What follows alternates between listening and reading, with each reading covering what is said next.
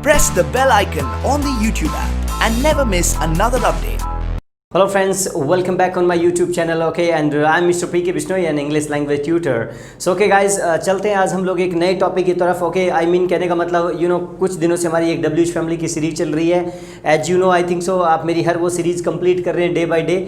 इस सीरीज़ के अंदर वाइल गेटिंग हेड आगे चलते वक्त, ओके, आज का एक नया टॉपिक है जन्मन, जिसका नाम है हुम। जी हाँ, आपने नाम तो सुना होगा हुम, जिसकी एक्चुअली हिंदी होती है किस से या किसे। कुल मिला के इस तरीके के जो भी सेंटेंस होते हैं किस से वाले या फिर किससे वाले, ओके, या किसे वाले, तो वो सारे के सारे सेंटेंस है वो हुम से बनने वाले हैं। तो जन्मन देखिए, सबसे पहले हम लोग नज़र मारने वाले हैं आज इस WH फैमिली के हुम के इस फॉर्मूला के ऊपर। तो सबसे पहले आता है WH फैमिली का क्वेश्चन वर्ड, देन आफ्टर आता है helping verb, after that subject and then after verb family. इन 4 स्टेप्स के जरिए, ओके जन्मन, आज हम लोग अभी आगे बढ़ रहे हैं, एक एक दो प्रैक्टिकल करते हुए जाएंगे ताकि आज की क्लास आपको फिर से एक बार क्लियर हो जाए, क्योंकि हमारी लैंग्वेज के अंदर हुम का काफ़ी यूज़ है, काफ़ी इसके सेंटेंस बनते हैं। तो वीडियो को एंड तक जरूर देखें और पसंद आए तो लाइक और शेयर भी जरूर करें। सो थैंक यू। चलते हैं सबसे पहले पास्ट टेंस को लेकर उसका सबसे पहला जो प्रैक्टिकल फॉर्मूला, ओके, हम लोग उस पर बात करने वाले हैं। तो जैसे कि सपोज करिए मैंने एक पहला सेंटेंस दिया कि वेल, ओके, आपने कल किससे बात की थी। सपोज करिए आपने कल किससे बात की थी, आगे ना हुम के अकॉर्डिंग किससे। सो यहाँ सेंटेंस बनेगा हुम डिड यू टॉक, ओके, यानी हुम डिड यू टॉक। अब यार थोड़ा सा आपको एक चीज़ समझने वाली है, ओके, मैं थोड़ा प्रैक्टिकली समझा देता हूँ। जन्म देखिए, आपने मेरी जो प्रीवियस एक क्लास मैंने करवाई थी आपको, ओके, उसमें देखना मैंने आपको एक बार बताया था कि यस ऑब्जेक्ट के बारे में। देखिए गाइज, 2 प्रकार के ऑब्जेक्ट होते हैं, एक होते हैं नॉन लिविंग ऑब्जेक्ट और एक होते हैं लिविंग ऑब्जेक्ट, राइट। जैसे सपोज करिए मैंने आपको पहले एक व्हाट की क्लास करवाई थी, तो व्हाट का जो भी सेंटेंस बनता है WH फैमिली के अंदर, तो उसका जब भी आप आंसर करते हो तो वो हमेशा के लिए ध्यान दीजिए कि नॉन लिविंग ऑब्जेक्ट के साथ उसका आप आंसर देते हो।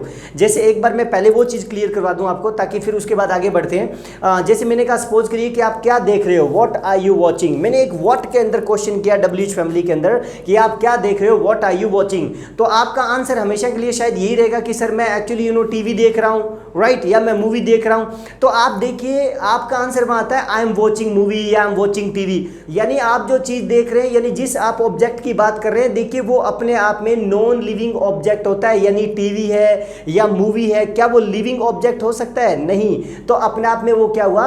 Non living object. तो व्हाट का जब भी आप क्वेश्चन करते हो तो उसका आंसर है वो हमेशा के लिए नॉन लिविंग ऑब्जेक्ट से आप देते हो। और जहां तक बात है हुम के क्वेश्चन की बात कर रहे हैं, तो जब इसका जो आंसर होता है जन्म, वो हमेशा के लिए लिविंग ऑब्जेक्ट के साथ आप आंसर करते हैं। जैसे मैंने पहला अभी प्रैक्टिकल दिया कि आपने किसके साथ बात की थी या आपने किससे बात की थी। सो हुम डिड यू टॉक। तो अब आप इसका आंसर क्या बताओगे? अब नॉन लिविंग ऑब्जेक्ट में क्या बताओगे कि मैंने टीवी के साथ बात की थी, मैंने मूवी के साथ बात की थी, बड़ा अजीब लगेगा। तो अब आप क्या बताओगे? अब आप अपने आप में लिविंग ऑब्जेक्ट के बारे में बताओगे कि मैंने उससे बात की थी, है ना, मैंने उनसे बात की थी, या फिर कोई नेम हो जैसे राधा से, श्याम से, पापा से। तो जन्मन देखिए ये ऑब्जेक्ट होते हैं अपने आप में जन्मन, जैसे him, her, them, okay, us, me and you can say that any name, जैसे राधा, श्याम, पापा, मम्मी, इस तरीके के कोई भी, ये सारे के सारे लिविंग ऑब्जेक्ट है। तो जन्मन आप आंसर ऐसे बताओगे ना कि मैंने राधा के साथ बात की थी, so I talked with Radha, right. तो बस ये क्वाइट डिफरेंस आपको देखना है कि व्हाट एंड हुम में क्या फ़र्क है। तो ध्यान दीजिए, हुम की डेफिनेशन जो है आज की क्लास की बस इतनी सी है कि जब सब्जेक्ट से हमें लिविंग ऑब्जेक्ट के बारे में जानना हो तो जन्मन हम लोग यूज़ करते हैं हुम को। फिर से रिपीट कर रहा हूँ, आज की क्लास की डेफिनेशन क्लियर करिए कि जब सब्जेक्ट से हम लोगों को लिविंग ऑब्जेक्ट के बारे में पता करना हो तो जन्मन हम लोग यूज़ करते हैं हुम का। जैसे प्रैक्टिकल फॉर्मूला मैं आपको बता चुका हूँ, इसी के ऊपर एक और सेंटेंस बनाते हैं। जैसे कि मैंने कहा, एक्सक्यूज मी, आपने पैसे किसे दिए थे। सपोज करिए किसे दिए थे, उसमें लिविंग ऑब्जेक्ट के बारे में बात कर रहा हूं सामने वाले से, यानी सब्जेक्ट से। आपने पैसे किसे दिए थे, तो फिर से वही पास्ट इंडेफिनिट का सेंटेंस बनेगा, whom did you give the money, right, whom did you give the money। इसी तरीके से जन्मन आपके सेंटेंस आगे चलते जाएंगे। ये अभी तक मैंने 2 एग्जांपल दिए ओनली पास्ट टेंस के इंडेफिनेट टेंस को लेकर, लेकिन पास्ट के अंदर ओनली इंडेफिनेट ही नहीं रहता है, है आपको यहाँ पास्ट कंटिन्यूज के भी सेंटेंसेस बनाने होते हैं, तो वो कैसे बनेंगे जरा वो भी देख लीजिए।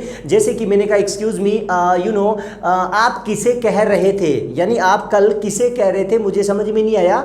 सपोज करिए एक ऐसी मूवमेंट थी, बाद में हम बात कर रहे हैं कि आप कल किसे कह रहे थे, तो सबसे पहले WH फैमिली का क्वेश्चन वर्ड आएगा रूल के according whom। So whom were you saying yesterday, okay, whom were you saying yesterday, कि आप किसे कह रहे थे, राइट। अब आपका आंसर कुछ भी हो सकता है कि यस मैं शाम को कह रहा था, तो आई वाज सेइंग टू शाम। खैर मेरा आज मकसद यहाँ नहीं है आपको आंसर क्लियर करवाना, मेरा मकसद है कि whom को क्लियर करवाना, क्योंकि WH फैमिली के अंदर केवल क्वेश्चन वर्ड्स होते हैं, तो वो क्लियर करें कि ये किसके लिए यूज किया जाता है, राइट। ओके, तो एक और सेंटेंस बनाते हैं इसी के अंदर। जैसे मैंने कहा वेल वह कल किससे चैट कर रही थी, सपोज करिए वह कल किससे चैट कर रही थी, तो अब देखिए आपको यहाँ सिंगुलर थर्ड पर्सन है, तो यहाँ वर्क की जगह क्या लगाना पड़ेगा, वॉज। ओके, सो वह किससे चैट कर रही थी, तो सेंटेंस बनेगा whom was she chatting, whom was she chatting। अब आप आंसर में कुछ भी देते रहना, ओके, चाहे वह किसी से बात कर रही थी, शाम से, ओके, कोई भी हो सकता है। तो इस तरीके से आपका पास्ट कंटिन्यू भी एक सेंटेंस बन जाता है। नेक्स्ट जो हमारी पास्ट की क्लास थी वो थी पास्ट परफेक्ट टेंस, यानी हैड के साथ वर्ब की थर्ड फॉर्म लगाकर भी मैंने कुछ सेंटेंस बनाने सिखाए थे। जैसे मैंने कहा कि वेल आप कल किसे अरेस्ट कर चुके थे, ध्यान दीजिए इसकी हिंदी वही रहेगी, किससे या किसे, आप कल किसे अरेस्ट कर चुके थे, तो सेंटेंस बनेगा whom had you arrested। अब आगे आप कुछ भी जोड़ सकते हो, जैसे जब वह आया, ओके, तो when he came, तो पूरा सेंटेंस बन सकता है whom had you arrested and when he came, कि आप किसे अरेस्ट कर चुके थे जब वह आया, तो इस तरीके से सेंटेंस भी बन जाएगा। इवन एक और बनाइए, ओके, वह किसे गिफ्ट दे चुकी थी, एक सिंपल सेंटेंस है, जब आपने देखा, वह किसे गिफ्ट दे चुकी थी, तो सेंटेंस बनेगा whom had she gifted when you saw her, जब आपने उसे देखा। तो इस तरीके का आपका ये हेड में भी तीसरा सेंटेंस क्लियर हो जाता है। नेक्स्ट सेंटेंस हम बात करेंगे, ओके, पास्ट के बारे में, डीप के बारे में, यानी उस गहरे पास्ट के बारे में, ओके, तो जर्मन उसके अंदर भी कुछ न कुछ सेंटेंस बन जाते हैं। जैसे यस, ओके, आप किसे राखी बांधा करते थे, तो सेंटेंस क्या होगा, whom did you use to tie the राखी। अब देखिए ये डीप पास्ट के लिए हम लोग यूज टू का यूज करते हैं, टू के बाद वर्ब की फर्स्ट फॉर्म आती है, और ओके कोई भी चीजों को बांधना होता है टाई, तो यहाँ एक सेंटेंस ये था आप किसे राखी बांधा करते थे, सेंटेंस बनेगा whom did you use to tie the rakhi. Okay, बोले ओके, एक और सेंटेंस बनाते हैं इसी डीप पास्ट के अंदर। जैसे मैंने कहा वेल आप किसे खाना परोसा करते थे या खाना परोसते थे, तो सेंटेंस बनेगा whom did you use to serve the food, right, whom did you use to serve the food। And even अगर मैं इसके बाद में बात करूँ फ्यूचर टेंस को लेकर, तो यहाँ उसमें भी कुछ सेंटेंस बनते हैं whom के, वो कैसे बनेंगे, जैसे मैंने कहा एक्सक्यूज मी, आप किससे बात करेंगे, सपोज करिए सेंटेंस आएगा whom will you talk, right, whom will you talk, कि आप किससे बात करेंगे। एंड ओके, इवन एक और सेंटेंस बनाते हैं एक्सक्यूज मी, जैसे मैंने कहा वेल आप किससे मिलेंगे, तो यहाँ सेंटेंस आएगा whom will you meet, या फिर वे किससे मिलेंगे, तो यहाँ सेंटेंस हो जाएगा who will they meet. Okay, and उसके बाद में अगर मैं बात करूँ फ्यूचर कंटिन्यूज को लेकर, तो ओके आपको पता होगा बी के बाद वर्ब में आईएनजी लगा देते हैं हम लोग। जैसे ओके आप किससे मिल रहे होंगे कल इस वक्त, तो सेंटेंस बनेगा whom will you be meeting at this time tomorrow, right. And वह किससे लड़ रही होगी, तो सेंटेंस बनेगा whom will she be fighting। Okay, and अगर इसी तरीके से मैं बात करूँ फ्यूचर के, ओके काम खत्म की सेंस में, मीन्स फ्यूचर परफेक्ट टेंस के बारे में, तो यहाँ एक दो और सेंटेंस बन जाते हैं हैव लगाकर वर्ब की थर्ड फॉर्म के साथ। जैसे मैंने कहा वेल ओके आप किसे रोक चुके होंगे, तो सेंटेंस बनेगा who will you have stopped. Okay, who will you have stopped, यानी हैव के बाद मैं थर्ड फॉर्म लगा रहा हूं, राइट। एंड वह किससे शेयर कर चुकी होगी, तो सेंटेंस बनेगा हुम विल शी हैव शेयर्ड। तो इस तरीके के आपके पास्ट के बाद में फ्यूचर के भी कुछ सेंटेंस बन जाते हैं। ओके फ्रेंड्स, कुछ और भी सेंटेंस बनते हैं। ओके, अभी हम लोग चलते हैं पास्ट और फ्यूचर को छोड़कर एक बार प्रेजेंट टेंस के अंदर। सो प्रेजेंट इंडेफिनेट के अंदर हम हुम के कैसे सेंटेंस बनाते हैं वो भी जरा देख लें। जैसे मैंने कहा एक्सक्यूज मी आप किससे बात करते हो, तो सेंटेंस बनेगा हुम डू यू टॉक। आप किससे बात करते हो, इसी प्रेजेंट की बात कर रहा हूं इंडेफिनेट को लेकर। सो हुम do you talk. Okay, and even एक और सेंटेंस बनाते हैं वे किससे मिलते हैं, तो यहां सेंटेंस बन जाएगा हुम डू दे मीट। ओके, वे किससे मिलते हैं, वही हिंदी आ रही है, ऊपर ध्यान दीजिए, whom do they meet. And then after अगर मैं लेके चलूं थर्ड पर्सन सिंगुलर के लिए, तो यहां पर हम लोग ना डज का यूज करते हैं। जैसे मैंने कहा वेल ओके वह अपना फोन किसे देती है, सपोज करिए एक सेंटेंस है, so whom does she give her mobile. Okay, whom does she give her mobile, तो इस तरीके से एक सेंटेंस बन जाता है। एंड इवन एक्चुअली मैंने कहा वेल ओके वह किसे अपना मोबाइल दिखाता है। ओके, तो क्या सेंटेंस बनेगा, हुम does he show his mobile. तो इस तरीके का आपका ये प्रेजेंट के अंदर भी सेंटेंस बन जाएगा। देन आफ्टर अगर मैं बात करूं ओके प्रेजेंट कंटिन्यूज को लेकर, यानी जहां काम जारी हो वहां पर अगर बात करें तो भी सेंटेंस बन जाते हैं, लेकिन जहां जहां काम जारी होता है तो वहां इज एम आर का यूज होता है। आपको पता होगा वर्ब में हमेशा आईएनजी लगती है। जैसे कि मैंने कहा एक्सक्यूज मी आप किसका इंतजार कर रहे हो, whom are you waiting, okay, whom are you waiting, and even actually मैंने कहा कि yes, ओके, वे पेन किसे दे रहे हैं, सेंटेंस बनेगा वे पेन किसे दे रहे हैं, सो whom are they giving the pen, यानी यहाँ पर आर के साथ आप यू के साथ साथ दे भी लगा सकते हो, तो इस तरीके से सेंटेंस बन जाता है। और अगर सिंगुलर पर्सन है, थर्ड पर्सन, तो यहाँ इज का सहारा लेना पड़ेगा प्रेजेंट कंटिन्यू के लिए, जैसे कि मैंने कहा वेल ओके, वह किसे देख रहा है, सेंटेंस बनेगा whom is he looking, right, whom is he looking, and इसी तरीके से अगर मैं ये बात करूं कि वेल वह किसे सुन रही है, तो सेंटेंस बनेगा whom is she listening, whom is she listening, इस तरीके का आपका ये सेंटेंस प्रेजेंट में भी बन जाएगा, ओके। इवन उसके बाद में बात करूं प्रेजेंट, ओके, परफेक्ट को लेकर, जब भी काम खत्म हो जाता है प्रेजेंट के अंदर, तो जनरली यहाँ पर एक और सेंटेंस बनाते हैं आप हैज हैव के साथ वर्ब की थर्ड फॉर्म लगाकर, जैसे मैंने कहा वेल आपने किससे पूछा है, आपने किससे पूछा है, तो सेंटेंस बनेगा whom have you asked, right, यानी वर्ब की थर्ड फॉर्म लगा रहा हूँ, ask की asked, whom have you asked, right. And even अगर मैं एक सेंटेंस और बनाऊं वेल कि एक्चुअली आपने किसे पीटा है, तो सेंटेंस बनेगा whom have you beaten, right, whom have you beaten, beat की थर्ड फॉर्म होती है beaten, so beat, bat, beaten। And अगर मैं ये बात ले जाऊं थर्ड पर्सन सिंगुलर के लिए, अगर प्रेजेंट में कोई काम खत्म हो जाए, यानी एक परफेक्ट टेंस की बात करूं, तो यहाँ हैज लगाना पड़ेगा, जैसे मैंने कहा वेल ओके, उसने किसे बताया है, तो सेंटेंस बनेगा whom has he told, whom has he told। And एक और सेंटेंस बनाते हैं, जैसे मैंने कहा वेल उसने किसे पढ़ाया है, सेंटेंस बनेगा whom has he taught, यानी टीच की थर्ड फॉर्म होती है taught। तो इस तरीके से प्रेजेंट में कुछ आपके whom के ऐसे सेंटेंस भी बन जाते हैं। ओके सो फ्रेंड, कुछ और भी सेंटेंस बनते हैं, आगे चलते हैं कैपेसिटी के अंदर, ओके, इसी whom के कैसे बनते हैं वो भी देख लीजिए जरा।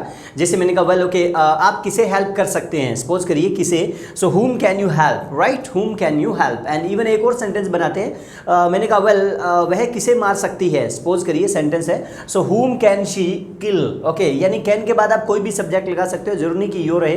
एंड इसी तरीके से अगर मैं पास्ट में जाऊं तो कैन के बड़े भैया could, okay, as you know, so आप कुड के रूप में भी कुछ सेंटेंस बना सकते हो, जैसे मैंने कहा वेल ओके, आप किससे मिल सकते थे, आप किससे मिल सकते थे, सेंटेंस बनेगा whom could you meet, right. And वह किसे पढ़ा सकती थी, तो सेंटेंस बनेगा whom could she teach, यानी कैन कुड के बाद में आप फर्स्ट फॉर्म ही रखेंगे, राइट। इवन इसके साथ फ्यूचर की कैपेसिटी की बात करते हैं हम लोग, ओके, तो गाइज यहाँ पर आपको बी एबल का यूज करना होता है, जैसे मैंने कहा वेल ओके, आप किसे बचा पाएंगे, सपोज करिए, सो सेंटेंस बनेगा फ्यूचर में whom will you be able to save, right, whom will you be able to save। And okay, वे किसे कॉल कर पाएंगे, सपोज करिए वे किसे कॉल कर पाएंगे, तो सेंटेंस बनेगा whom will they be able to call, okay. तो इस तरीके से आपका यहाँ दो सेंटेंस इसके भी बन जाते हैं फ्यूचर कैपेसिटी के लिए।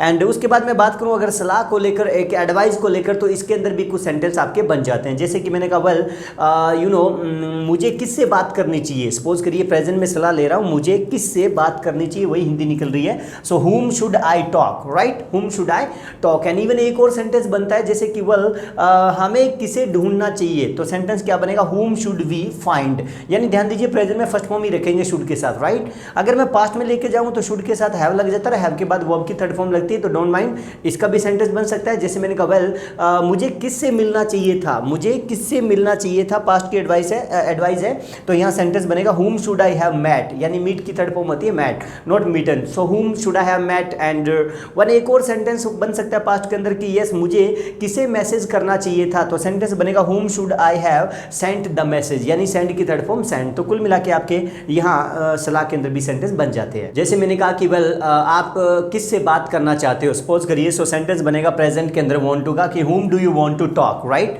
आप किससे बात करना चाहते हो, तो सो whom do you want to talk। And second अगर मैं बात करूँ थर्ड पर्सन के बारे में, सिंगुलर के बारे में, तो यहाँ डज लगाइए, ओके, इसमें भी एक सेंटेंस बन जाएगा, जैसे वेल मैंने कहा कि वह किससे शादी करना चाहता है, तो सेंटेंस बनेगा whom does he want to get married, right. वो बात लगेगा कि ही की जगह शी भी हो सकता है, सिंगुलर लगाना है आपको।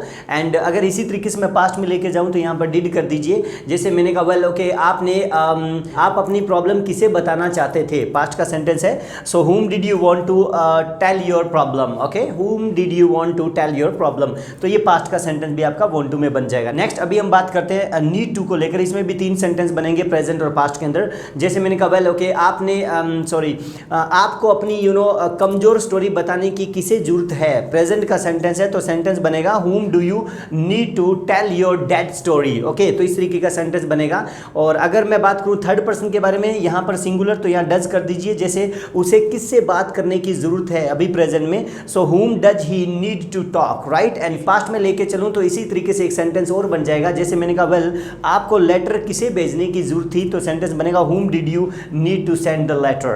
तो इस तरीके से गाइज आपके want to और need to के सेंटेंसेस बन जाते हैं। ये अभी तक मैंने आपको whom का पार्ट 1 करवाया है, इसके कुछ बचे हुए सेंटेंसेस हम लोग नेक्स्ट क्लास के अंदर whom के पार्ट 2 में भी करेंगे। So okay, thank you so much. और ओके, इस क्लास का होमवर्क करना मेरे टेलीग्राम चैनल से जुड़कर मत भूलें, और इस वीडियो के नीचे उसका लिंक भी मिल जाएगा। ओके, सो आप इस वीडियो के नीचे उस लिंक को ओपन करके और टेलीग्राम को ज्वाइन करके और डेफिनेटली आप वहाँ होमवर्क करें।